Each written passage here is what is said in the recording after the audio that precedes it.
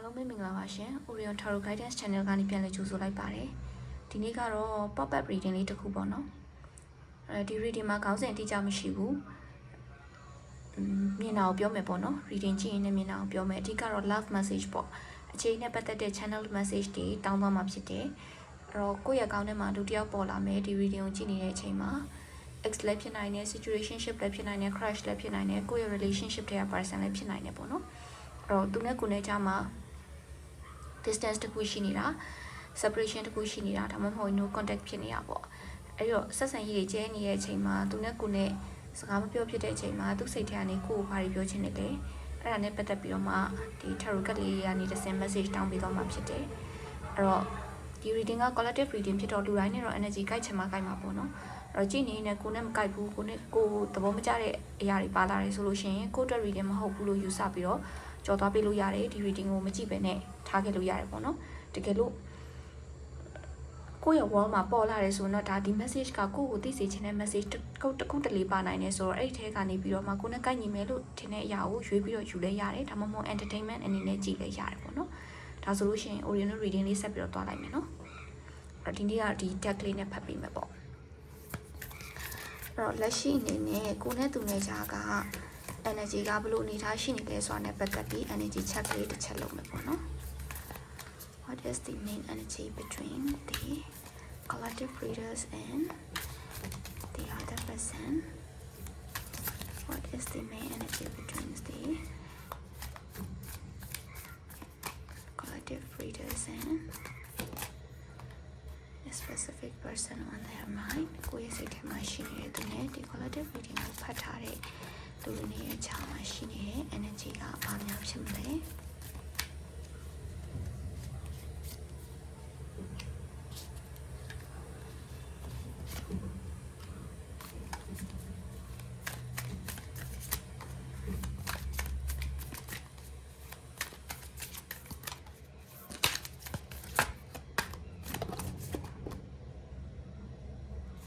Sorry no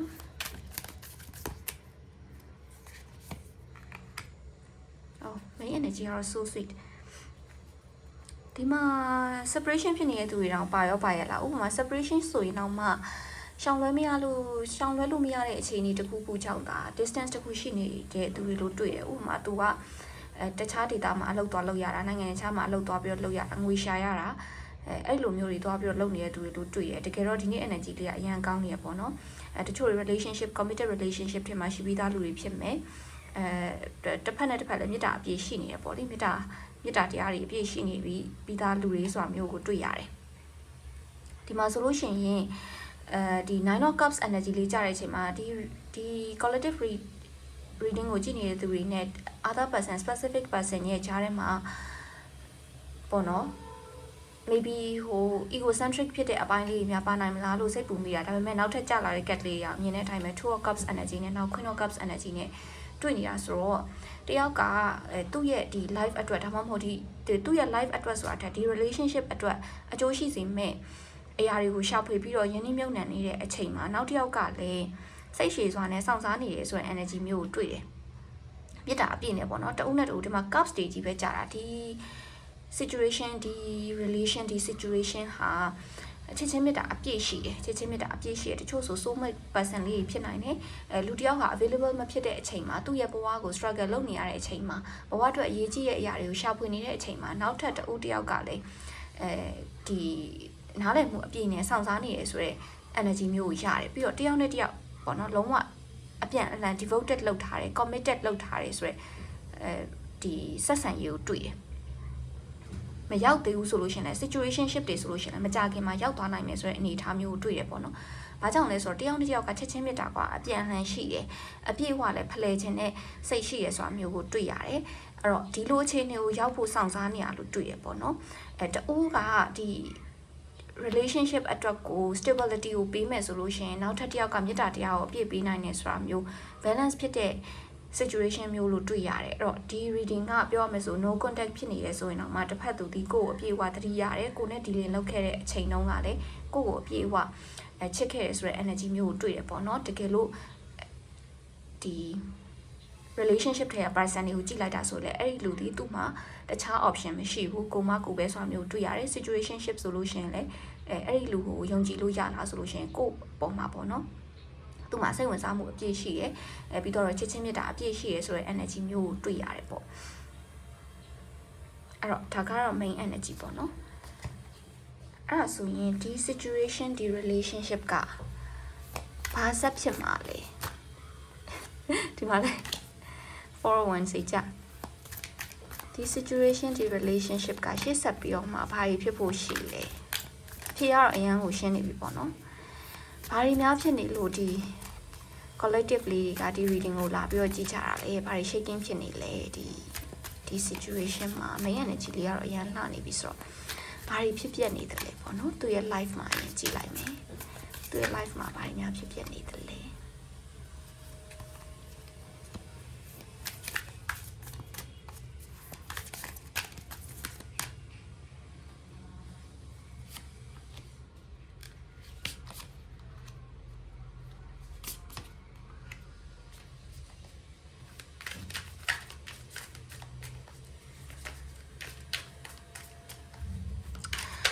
ပြောသလိုပဲပေါ့နော်ဒီလူဟာဒီဘဝရဲ့လိုအပ်ချက်ကြောင့်အဝေးတနေရာကိုသွားပြီးတော့အလုပ်လုပ်နေရတယ်ဆိုတာမျိုးလေးနော်အဝေးတနေရာကိုသွားပြီးတော့အလုပ်လုပ်နေရတယ်ဆိုတာမျိုးကိုတွေ့တယ်အဲ့တော့အဲ့လိုမျိုးလုပ်တဲ့အချိန်မှာသူဟာတကယ်တမ်းကတော့ good intention နဲ့ပဲသွားတာပဲဒါပေမဲ့အခုချိန်မှာ collectively စိတ်ပူနေရတာကဘာလဲဆိုတော့သူ့ရဲ့ life မှာတခြားသောပါဝင်ပတ်သက်နေတဲ့အရာတွေပါဝင်ပတ်သက်နေတဲ့သူတွေရှိနေသလားဆိုပြီးတော့စိတ်ပူနေကြတာကိုတွေ့တယ်အဲ့လိုကိုယ့်ရဲ့စိတ်ပူတာကလည်း valid ဖြစ်တယ်ပေါ့နော်။ဘာကြောင့်လဲဆိုတော့ဒီမှာလဲ other person ဆိုတဲ့ energy မျိုးကိုတွေ့ရတယ်။တေချာပေါက်အမျိုးသမီးတူပေါ့အဲ့လိုဖြစ်လာတဲ့အခါမှာကိုဒီဆောက်ထားခဲ့ရတဲ့ဆက်ဆံရေးကိုယုံကြည်ထားတဲ့ဆက်ဆံရေးကိုမျော်လင့်နေတဲ့ဆက်ဆံရေးဟာယုံကြည်ရသေးရဲ့လားဆိုတဲ့စိတ်မျိုး collectively ရဲ့စိတ်မှာဝင်သွားတာပေါ့နော်။အဲ့လိုမျိုး energy မျိုးလို့တွေ့တယ်။ဒီမှာဆိုလို့ရှိရင်ဒီကိုယ့်ရဲ့တစ်ဖက်သူကကိုမဟုတ်တဲ့တခြားအရာတွေသူ့ရဲ့ life မှာ focus သွားလုပ်ရတယ်တောင်းယူပေးရတယ်ပြီးတော့အာရုံစိုက်ရတယ်ပေါ့နော်အဲ့လိုမျိုး energy မျိုးကိုတွေ့တယ်ဒီမှာလဲ Queen of Swords ရဲ့ Queen of Wands ရဲ့ energy ရဲ့နှစ်ခုတွေ့ရဆိုတော့တယောက်က stable ကိုယ့်ရဲ့ဘဝအတွက်ရည်ရွယ်ထားတဲ့သူဖြစ်ပြီးတော့နောက်တစ်ယောက်ကဘဝအတွက်ရည်ရွယ်ထားတဲ့သူမဟုတ်ဘူးအခုဒီအလောက်ကိုင်းချိန်နေရကိုယ့်ရဲ့ life ထဲကိုပါဝင်ပတ်သက်လာတဲ့အမျိုးသမီးတူအဲ့ဒီအမျိုးသမီးတူကိုလက်ရှိမှာ collective lady ရဲ့ specific person ကမဖြတ်ဘူးပေါ့နော်ဖြတ်လို့မရဘဲနဲ့သူကအဲ့ဒီလူနဲ့လည်းပတ်သက်နေရဆိုတာမျိုးတွေ့ရအဲ့ဒီခါမှာ collective lady ရဲ့ back မှာဘယ်လိုပြောရမလဲဆုံးဖြတ်ရခက်တဲ့အနေအထားတွေဖြစ်ကုန်တာပေါ့နော်ဒီ condition ကိုယုံကြည်လို့ရရလားဆိုတဲ့အနေအထားမျိုးတွေဖြစ်ကုန်တာမျိုးလို့တွေ့ရတယ်collectively ရဲ့ဘက်ကရောအခုလက်ရှိချိန်မှာဘာတွေဖြစ်ပျက်နေလဲပေါ့နော်ကိုကသူပြောလာတဲ့အရာတွေကိုဘာမှမရှုံနိုင်ဘူး yes third party ရှိကိုရှိနေရဆိုပြီးတော့ကိုယ့်ရဲ့စိတ်ထဲမှာအဲ့ဒီအတွေးကြီးဖြောက်လို့မရဘူးပေါ့နော်အဲ့ဒီအတွေးကြီးဖြောက်လို့မရဘူးသူစီမှာ third party ရှိကိုရှိနေတာမှန်နေဆိုတာမျိုးပေါ့နော်ကိုကအဲ့လိုမျိုးတွေသိရသူပေးလာတဲ့ချင်းမြတ်တာတွေသူကဒီလိုမျိုးက page of cups energy နဲ့ကိုချစ်ချင်းမြတ်တာတွေကမ်းပေးရပေါ့နော်သူ့ရဲ့အရင်တုန်းကပေးနေကြအတိုင်းပဲမြတ်တာတွေပေးနေရဆိုရင်တော့မှကိုကအဲ့ဒါကိုမမြင်နိုင်တော့ဘူးเนาะကိုမှအရင်တုန်းကရရှိခဲ့ဘူးတဲ့ပုံစံတွေအရင်တုန်းကပတ်သက်ခဲ့ဘူးတဲ့အကြောင်းအရာတွေအဲ့လိုမျိုးပုံစံအကြောင်းအရာတွေပဲပြန်တွေးပြီးတော့အရင်ကတော့ဒီလိုမဟုတ်ဘူးအခုချိန်မှာတော့သူကဒီလိုအနေထားမျိုးဖြစ်နေပြီလားဆိုတော့ကိုမှမယုံနိုင်ခြင်းနေနဲ့ဖြစ်တယ်ပြီးတော့တယောက်ယောက်ကပေါ့နော်ကိုကိုပြုစားထားသလိုမျိုးသူ့ရဲ့အကြောင်းဒီအကြောင်းသူတို့ရဲ့ condition အကြောင်းကိုတွေးလိုက်လို့ရှင်မတွေးဘဲမနေနိုင်ဘူးအဲ့လိုမျိုးပုံစံမျိုးဖြစ်သွားတယ်ဆိုပြီးတော့တွေ့တယ်ဒီမှာဆိုလို့ရှင် the devil energy လဲကျနေတော့ collectively တွေကတိပြီးသားဒီ third party ဝင်နေပြီဆိုတော့ပေါ့နော်တိလဲတိနေရပြီးတော့အဲ့ဒီဂျားမှာကိုကဂျားဝင်ပြီးတော့နေရတာဟိုတော့မှကိုရဲ့စိတ်ထဲမှာကဘယ်လိုဖြစ်နေလဲဆိုတော့ငါကလုံးဝကိုငါကိုယ်တိုင်ကမကောင်းတဲ့သူဖြစ်နေပြီလားသူတို့ရဲ့ဆက်ဆံရေးမှာငါကအနှောက်အယှက်ဖြစ်နေပြီလားဆိုတာမျိုးကို collectively တွေကအဲ့လိုအတွေးမျိုးတွေးမိသွားတယ်ဆိုပုံစံမျိုးတွေ့တယ်ကိုယ့်ဘက်မှာအရန်တန်တရားများပြီးတော့အေးရေးပြရတာတွေကို confidence တွေရောကြတာတွေအဲ့လိုပုံစံမျိုးတွေဖြစ်နေတာပေါ့နော်ကိုကိုပေးလာတဲ့မေတ္တာတရားတွေကိုမမြင်နိုင်တော့ဘူးကိုမှရှိတဲ့အခွင့်အရေးတွေအခွင့်အလမ်းတွေကိုမ မြင်နိုင်တော့ဘူးဆိုတဲ့ပုံစံမျိုးဖြစ်နေတယ်ဆိုပြီးတော့တွေ့ရတယ်ကဲအဲ့ဒါဆိုလို့ရှိရင်ဒီ condition ကဘာဆက်ဖြစ်မှာလဲပေါ့နော်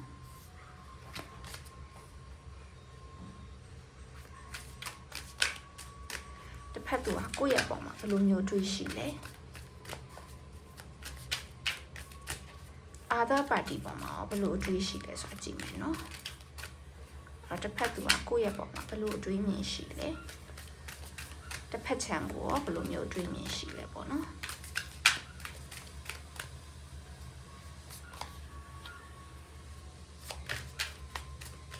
အော်ကိုယ့်ရဲ့ဘက်ချမ်းက Queen of Swords တဲ့နော် King of Swords တဲ့အော်သူနဲ့ကိုနဲ့အမတန်လိုက်ဖက်ညီရဲဆိုပြီးတော့သူတွေးနေရလို့တွေ့တယ်သူနဲ့ကိုနဲ့2ယောက်ဟာနော်ဟန်ချက်ညီညီနဲ့ဒီ live မှာအတူတူရုန်းကန်ပြီးတော့အခက်ခဲမှန်တဲ့မြောင်ရင်ဆိုင်ဖြည့်ရှင်းနိုင်မယ်ဆိုတဲ့ energy မျိုးရှိရဲလို့သူကတွေးတယ်နော်ဒါပေမဲ့အခုချိန်မှာသူနဲ့ကိုနဲ့ချာမှာအေးဆက်မှုတွေရှိနေရဲ့အဲ့ဒါကြောင့်မို့တစ်ဖက်သူကအရန်ကိုစိတ်ပြက်ရတယ်ဆိုတဲ့ energy မျိုးတွေ့တယ်နော်သူနဲ့ကိုနဲ့ချာမှာအေးဆက်မှုတွေဖြစ်နေတာအင်မတန်ကိုစင်ပြေပြီးလိုက်ဖက်ညီခဲ့တဲ့သူတွေဟာကိုယ့်ဘက်ကမာနာသူ့ဘက်ကမာနာတွေကြောင့်ပြန်လည်အေးဆက်မှုတွေကိုဖန်တီးနေရဆိုတာကိုသိရလားဆိုပြီးတော့တစ်ဖက်ကမေးချင်နေရပေါ့နော်အဲ့တော့တစ်ဖက်က other party ပေါ်မှာသူ့ရဲ့အတွေ့အကြုံဘယ်လိုရှိနေလဲ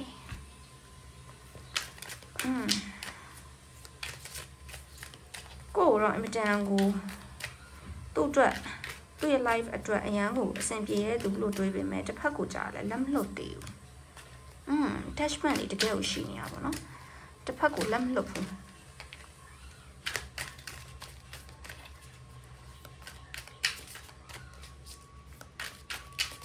လက်မလွတ်ဘူး attach ဖြစ်နေရတော့အကြောင်းရင်းရှိတယ်နော်magic တစ်ဖက်ကိုလည်းပေးနေတာကဘာလဲဆိုတော့ page of cups seriousness လည်းမတွေ့ဘူး serious ဖြစ်တဲ့ energy လည်းမဟုတ်ဘူးအပျော်အနေနဲ့ပဲသွားပြီးတော့မှပတ်သက်နေတာပေါ့နော်ဒါပေမဲ့ဘာလဲဆိုတော့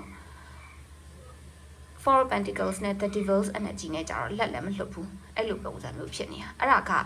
ဒီ collectively ရဲ့ကြားထဲမှာတကယ်ကိုအေးဆက်သွားစေရတဲ့အကြောင်းရင်းပေါ့နော်ကိုကသူ့ကိုခိုးရှို့ထားပေးတယ်သူပြောတာတွေကိုနားမထောင်တော့ဘူးသူနဲ့အဆက်အဆံမလုပ်တော့ဘူးသူနဲ့စကားမပြောချင်တော့ဘူးစရှိတယ်ဖြစ်မှာကိုကအဲ့လိုမျိုးတွေလုပ်နေတယ်သူကသိတယ်သူနဲ့ကိုနဲ့ကတကယ်ကိုလိုက်ဖက်ညီရဲ့နော် soulmate energy ရှိတဲ့သူတွေဆိုတာလည်းသိတယ်ဒါပေမဲ့ဒီဘက်က attachment ကိုကြတော့လေအကြောင်းအရာအမျိုးမျိုးချောင်းပေါ့ချစ်ချင်းမြတ်တာတစ်ခုလည်းမဟုတ်ဒီမှာချစ်ချင်းမြတ်တာချောင်းဆိုတာထက်ကိုအလုံးသဘောအရာဒါမှမဟုတ်လို့ရှင်အကျိုးအမြတ်အရာအဲ့လိုမျိုးတွေနဲ့ပတ်သက်နေပြီးတော့အဲ့ဒါကိုလက်မလွတ်ဖဲနဲ့ဆက်ပြီးတော့စုပ်ကင်ထားတော့မယ်ဆိုတဲ့ energy တွေ့တယ်ဒါဆိုရင် collectively ရဲ့ person ကဘယ်လို action မျိုးယူလာမလဲဘာဆက်ဖြစ်ဘာဆက်လုပ်မလဲပေါ့နော်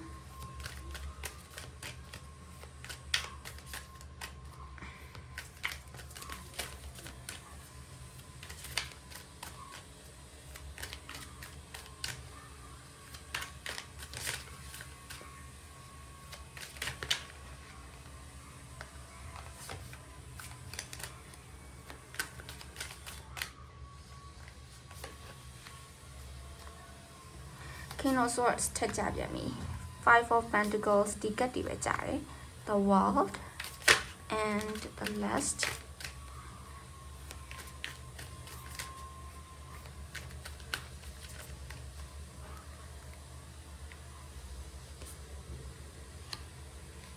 Four of Pentacles energy ကတော့တိတ်ပြီးတော့မဟုတ်နော်တော့ဘာလဲဆိုတော့ကိုယ့်ဘက်မှာအေးဆက်မှုတွေရှိနေတော့လေကိုနဲ့အေးဆက်မှုတွေရှိနေတော့လေအဲ့ဒီအနေထားကိုသူကအဆင်ပြေအောင်ပြန်လုပ်မယ် the world energy နဲ့ကိုနဲ့နှွေးထွေးမှုတွေနော် the world ဆိုတာပြည့်စုံခြင်းနှွေးထွေးမှု completion perfection စရှိတဲ့အနေထားတွေရှိနေတယ်ကိုနဲ့ condition ကိုလည်းသူကမစွန့်လို့သလိုတစ်ဖက်ကသူနဲ့ပတ်သက်နေတဲ့ third party ကိုလည်းသူကမစွန့်လို့ဘူးသူကိုသူဒီ King of Swords energy နဲ့ပဲသူ့ရဲ့ decision သူ့ရဲ့ဆုံးဖြတ်ချက်သူ့ရဲ့လိုအပ်ချက်အဲ့ဒါတွေကိုသူကအလေးထားနေတော့မယ်နော်အဲ့ဒီလိုအပ်ချက်တွေအရာဒါတွေဖြစ်နေရမှာဆိုတာမျိုးကို तू ကစိတ်ထဲမှာထည့်ထားနေတော့မယ်ထည့်ထားနေပြီးတော့ မစွန့်လို့ဘူးကိုနဲ့ဒီအေးဆက်နေတဲ့အနေအထားကိုသူက the wall အခြေအနေနဲ့ပြန်ပြီးတော့အဆင်ပြေအောင်သူပြန်စူးစမ်းမယ်သို့တော့တစ်ဖက်ကသူဆွဲကင်ထားသေးတဲ့အခုမှရှိနေတဲ့အဲ့ဒီအခြေအနေတွေ condition တွေကိုလည်းသူကလက်လွတ်တာလားဆိုတော့လက်မလွတ်ဘူးပေါ့နော်လက်မလွတ်ဖ ೇನೆ သူ့ရဲ့လက်ထဲမှာဆက်ပြီးတော့ဆွဲကင်ထားတော့မယ်အဲ့တော့ပြောမယ်ဆိုလို့ရှိရင်အခြေအနေကတကယ်ပေါ့နော်deep down ကိုနဲ့သူနဲ့ကြားထဲမှာအင်မတန်ကိုလိုက်ဖက်ညီတယ်လို့အင်မတန်အတွေးခေါ်တူညီတယ်အင်မတန်ချစ်ချင်းမြတ်တာတွေတူညီတယ်ဆိုတာမျိုးတွေဖြစ်နေတော့လေဒါကဒါပဲပေါ့နော်တစ်ဖက်ကကြတော့လေသူ့မှာရှိတဲ့ toxic attachment တွေကိုအဲ့လိုမဖယ်ဘူး toxic trait တွေကိုလက်မလုပ်ဘူးမစွန့်လုပ်ဘူးဆိုတဲ့ energy မျိုးကိုတွေ့နေရတာဆိုတော့ပြောမယ်ဆိုလို့ရှိရင်ဒီ collective လေးအတွက်ကတော့တော်တော်ကိုပင်ပန်းရတဲ့အခြေအနေဖြစ်လိမ့်မယ်နော်သူကသူ့ကိုယ်သူကွယ်အဆင်ပြေအောင်လို့သူစူးစမ်းသွားမယ်ပေါ့နော်စူးစမ်းသွားမယ်ဆိုဒီလိုမျိုးမျောတလင်းနဲ့ဖြစ်နေရတာမျိုးက collective လေးရဲ့ energy လည်းဖြစ်သွားနိုင်တယ်လीနော်သူကကြတော့အဆင်ပြေအောင်သူ့ကိုယ်သူ try နေမယ်ဒီ collective လေးတွေကိုချစ်တယ်တကယ်ချစ်တယ်သူ့ရဲ့ soul mate သူ့ရဲ့ other half အဖြစ်သူသတ်မှတ်ထားတယ်ဒီလိုမျိုးနောက်တစ်ယောက်မရှိနိုင်ဘူးဆိုတာလည်းသူယူဆထားတယ်ပေါ့သို့တော့အခုရှိနေတဲ့ဒီအနှောင်ဖွဲ့တွေကိုကြတော့လေသူကလက်မလွတ်ဘူးဆိုတဲ့ပုံစံမျိုးကိုတွေ့နေရတာဆိုတော့ collective လေးတွေဖက်မှာပြင်မှန်ရတာမျိုးဖြစ်နိုင်တယ်သူကတော့ဒီ king energy နဲ့ပဲသူကိုသူဆက်နေအောင်မှာပဲပေါ့နော်ဆက်ရှိနေအောင်မှာပဲကိုနဲ့လိုက်ဖက်တဲ့အစိပ်ပိုင်းလေးတွေကိုလည်းသူကမစွန့်လို့ဘူးပေါ့အဲ့လိုပုံစံမျိုးပဲရှိနေမှာပဲပေါ့နော် what is the outcome of this situation ဒီ situation ရဲ့ outcome ကဘာဖြစ်သွားမလဲ situation ရဲ့ outcome လေးတစ်ချက်ကြည့်မယ်နော်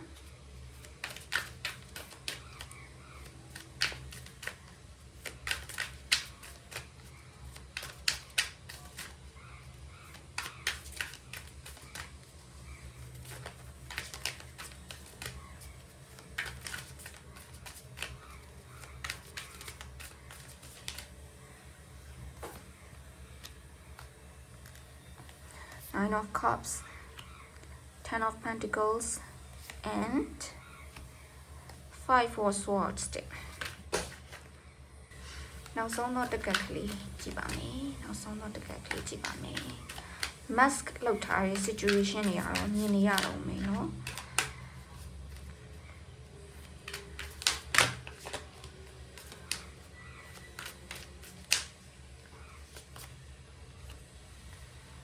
The Chariot. Alright. Oh. ဒီမှာ collectively အရင်တော့က energy မျိုးပဲဖြစ်သွားလိမ့်မယ်ကို self love ကိုဦးစားပေးပါလို့တွေ့ရယ်ကိုချစ်ပြီးတော့ကိုဂရုစိုက်နေရင်ကိုရဲ့တစ်ဖက်သူဟာနော်ကိုကဒါသူ့အတွက်ထိုက်တန်ဆုံးလူဆိုတာကိုသူဟာသူသိသွားလိမ့်မယ်နော်ကိုကတော့သူ့အတွက်ထိုက်တန်ဆုံးလူသူ့ရဲ့ family လူမျိုးလူတဘဝလုံးစာအတွက်ရည်ရွယ်ထားတာကအမှားမရှိတဲ့သူရည်ရွယ်ထားတဲ့လမ်းကိုသူကိုယ်တိုင်ဖြစ်အောင်လို့စူးစမ်းချင်လာအောင်လို့တွန်းအားပေးနိုင်တော့သူဆိုတာသူသိရပေါ့နော်အဲ့တော့ပြောမယ်ဆိုဒီချားမှာတော့ toxic attachment ကရှိနေအောင်ပါပဲ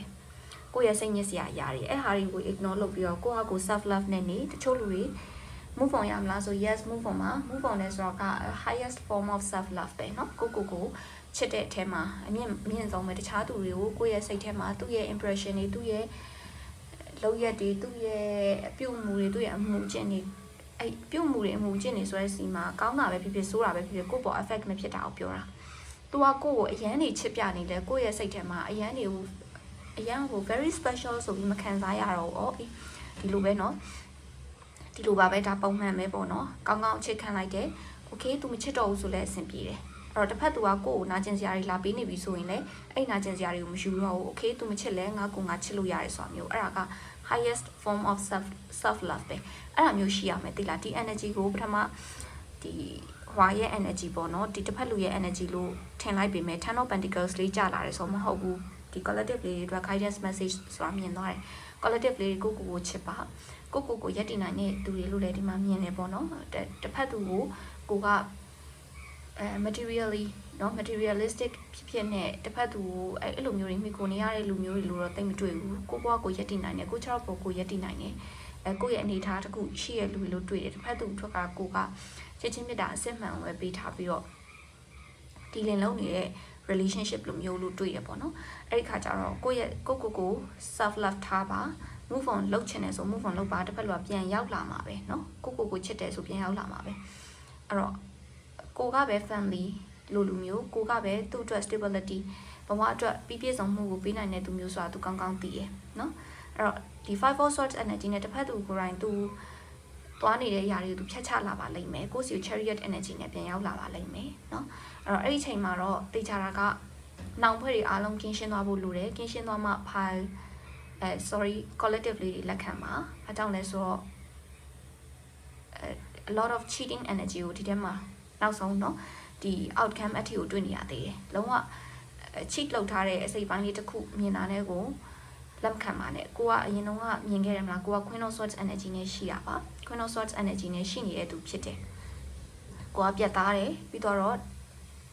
ဆုံးဖြတ်နိုင်တဲ့ဉာဏ်ပညာကြီးမားတယ်ကို့မှာအနေထားတစ်ခုရှိတယ်အဲ့လိုဆုံးဖြတ်နိုင်တယ်ဆိုတာလည်းတစ်ဖက်လူကသိတယ်